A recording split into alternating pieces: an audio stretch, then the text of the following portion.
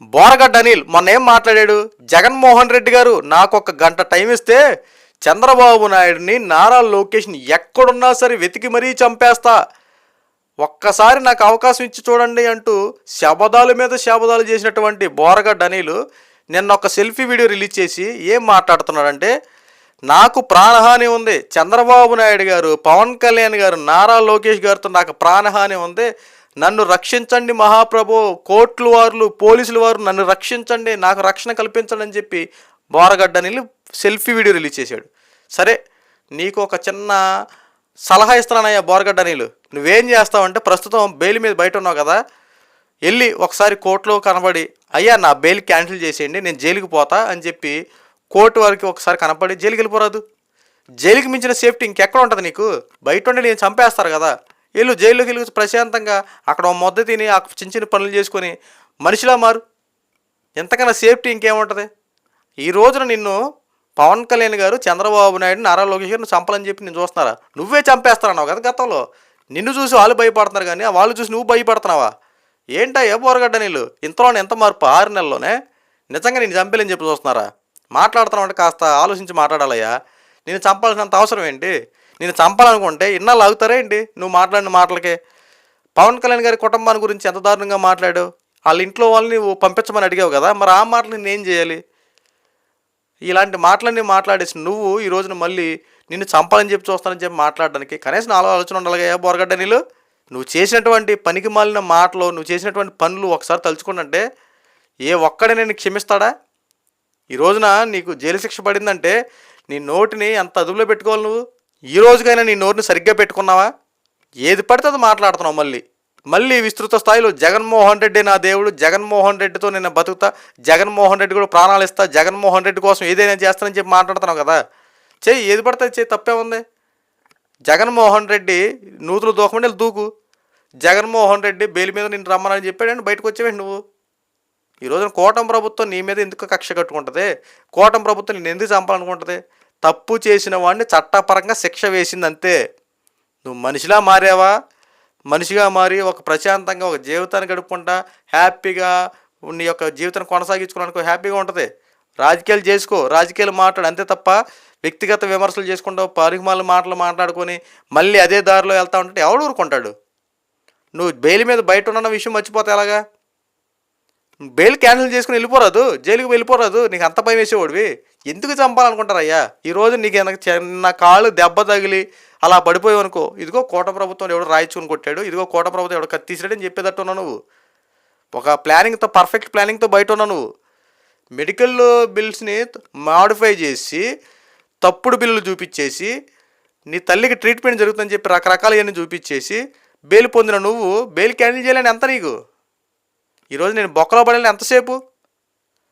ఎక్కడో చెన్నైలో ట్రీట్మెంట్ తీసుకోవడానికి చెప్పావు, మా తల్లి గారికి బాగోలేదు చెన్నైలో ట్రీట్మెంట్ ఇప్పిస్తున్నాం, నా దగ్గర మెడికల్ బిల్స్ అన్నీ ఉన్నాయని చెప్పన్నావు కదా. ఆ చెన్నైకి సంబంధించిన మెడికల్ బిల్స్ చూపించకుండా గుంటూరు సంబంధించినటువంటి మెడికల్ బిల్స్ కోర్టులో ఎలా ప్రొడ్యూస్ చేసావు? ఏదైతే నువ్వు చూపించినటువంటి ఆ మెడికల్ బిల్స్ని ఎంక్వైరీ చేశారు. అసలు నీ తల్లిగారు అక్కడికి వెళ్ళి ట్రీట్మెంట్ తీసుకున్నట్టు దాఖలాలు లేవు, గుంటూరులో అలా తిరిగినటువంటి ఏమి లేవు. అవన్నీ ఫేక్ బిల్సే కదా. ఓ పక్కన నువ్వు కోర్టుని మోసం చేసావు, ఒక పక్కన పోలీసు వ్యవస్థను కూడా మోసం చేసావు. పోలీసు వారు, కోర్టు వ్యవస్థ నీకు తల్లి మీద ప్రేమ ఎక్కువ అని చెప్పి, పాపం తల్లికి బాగోలేదని చెప్పి అన్నాడని చెప్పి నీ మీద కనికర పడితే కోర్టును కూడా మోసం చేసావు కదయ్యా బోరగడ్డ నీళ్ళు. మళ్ళీ నిన్ను ప్రాణహాని ఉంది నీకు, నిన్ను చంపేయాలని చెప్పి చూస్తున్నారా? ఏం మాట్లాడుతున్నావే బోరగడ్డ నీళ్ళు? ఇప్పటికైనా వాస్తవాలు తెలుసుకొని నువ్వు బుద్ధిగా ఉన్నావంటే సరే. అసలు గతంలో ఎంత దారుణంగా మాట్లాడేవాడి నువ్వు? పవన్ కళ్యాణ్ గారి గురించి, వాళ్ళ ఇంట్లో ఆడవాళ్ళ గురించి, నారా లోకేష్ గారి గురించి ఎంత దారుణంగా మాట్లాడావు. నారా లోకేష్ గారు పుట్టుకుని కూడా అవమానించావు నువ్వు. మర్చిపోయామనుకున్నారేంటి? నువ్వు చేసినటువంటి మాటలు అన్నీ విన్నా నోటుకొచ్చినట్టు మాట్లాడేసి ఈరోజు మమ్మల్ని క్షమించమని ఒకడు అంటాడు, ఒకడేంటో వాళ్ళ వల్ల మా ప్రాణహాని నుంచి మరొకడు అంటాడు. ఏ రకంగా డ్రామాలు ఆడుతున్నారా? మాట్లాడాల్సింది మాట్లాడేసి, చేయాల్సింది చేసేసి ప్రజలందరూ చూస్తూ ఉన్నారు కదా గతంలో ఎంత దారుణంగా ప్రవర్తించారు మీరు.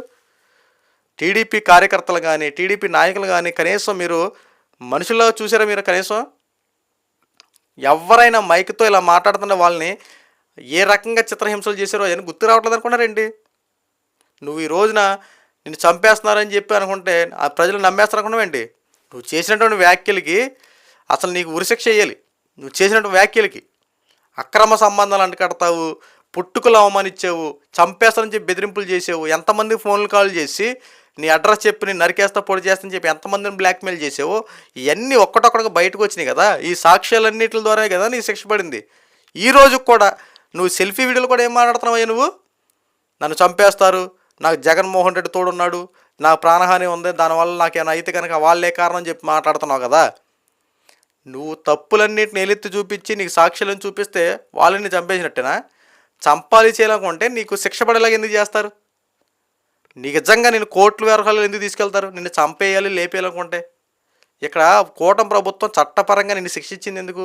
అరే కాస్త బోరగడ్డ నీళ్ళు మనిషిలా మారుతావు, జీవితం అంటే ఇది కాదురా.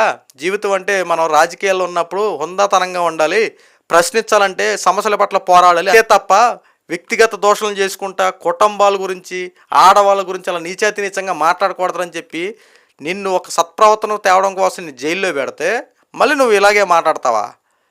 నీతో పాటు ఇంకొకడు ఉంటాడు కదా, పోసాని కృష్ణమురళి, అతను కూడా సేమ్ నీదే తంతు సేమ్.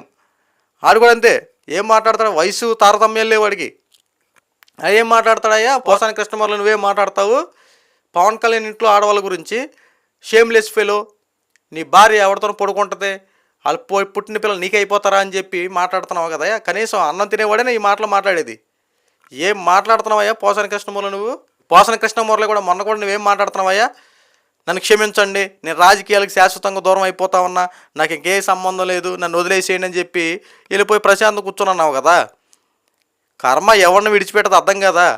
ఎవడ మాట్లాడిన దానికి ఖచ్చితంగా శిక్ష అనుభవించాలి. నీ ఇష్టం వచ్చినట్టు మాట్లాడేసి మమ్మల్ని క్షమించేయండి, మమ్మల్ని వదిలేసేయండి. ఒకడంటే పార్టీ ఆఫీసులు ధ్వంసం చేస్తాడు, ఒకడంటే కార్యకర్తలను ఇష్టానుసారంగా చిత్రహింసలు చేస్తూ ఉంటాడు, గృహ నిర్బంధాలు చేస్తూ ఉంటారు, కేసులు పెట్టేస్తారు, అన్నీ చేసి పడదు చెప్పి ఈ రోజున కూటమి ప్రభుత్వ అధికారులకు వచ్చినప్పుడు ఏమంటున్నారు మీరు? ఇవన్నీ బయటకు వచ్చేపాటికి మమ్మల్ని క్షమించేయండి, తప్పులు చేసేసాం, వాళ్ళు ఎవరో మాట్లాడమంటే మాట్లాడేసాం, వాళ్ళు ఏదైనా చేయమని చేసేస్తావా? ఆ మాత్రం కూడా ఆలోచించడం ఉండద్దయ్యా మీకు? ఏం మాట్లాడుతున్నామో ఏం చేస్తున్నామో ప్రజలందరూ చూస్తారు, మన రాజకీయాల్లో ఉన్నామని చెప్పి ఈ మాత్రం కూడా తెలుసుకోకపోతే ఎలా? మీరు రాజకీయాల గురించి ప్రసంగాలు, ముఖ్య ప్రసంగాలు ఇచ్చేస్తారు కదా మీరు అందరూ. వ్యక్తిగతంగా ఒకరిని విమర్శిస్తున్నామంటే అటు ఇటు చూసుకోరా. అసలు అది వాస్తవం అవాస్తవం ఒకడి మీద ఈ నిందలేస్తామనో, ఇది జరిగిందా జరగలేదని చెప్పి మినిమం కామన్ సెన్స్తో ఆలోచించకుండా మైక్ ఉంది కదా, మాకు ఎవడో సుపారీ ఇచ్చాడు మాట్లాడమని చెప్పి మేము మాట్లాడేసామంటే ఊరుకుంటారండి జనాలు? క్షమాపణ చెప్తే సరిపోద్దా? చంపేస్తున్నారంటే చంపేస్తారా? ఎందుకు చంపుతారు? చంపాలనుకుంటే మిమ్మల్ని కోర్టులు పెట్టి ఎందుకు ఎక్కిస్తారు? ఏం మాట్లాడుతున్నావు బొరగడ్డ నీళ్ళు? నువ్వు బెదిరిస్తే భయపడిపోయే రోజులు మళ్ళీ ఉన్నావు అనుకున్నావు ఏంటి?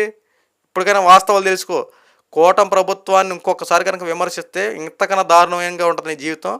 ఈ కోర్టు నీకు కాస్త సమయం ఇచ్చింది, ఆ 2 రోజులు ప్రశాంతంగా బయట తిరిగి మెదలకుండా కోర్టుకి సబ్మిట్ అయ్యి వెళ్ళి అక్కడ యథావిధిగా జైల్లోకి వెళ్ళి కూర్చో. అంతే తప్ప చంద్రబాబుని అలా చేస్తున్నాడు, పవన్ కళ్యాణ్ ఇలా చేస్తున్నాడు, మళ్ళీ ఏదైనా కలహాలు పెట్టించే మాటలు కనుక వస్తే ఖచ్చితంగా నీ మీద సివియర్ యాక్షన్ తీసుకుంటారు. రాబోయే రోజుల్లో నీ జీవితం అధోగతి పొలవద్ది, ఎంతకన్నా దారుణం కూడా చూసుకో.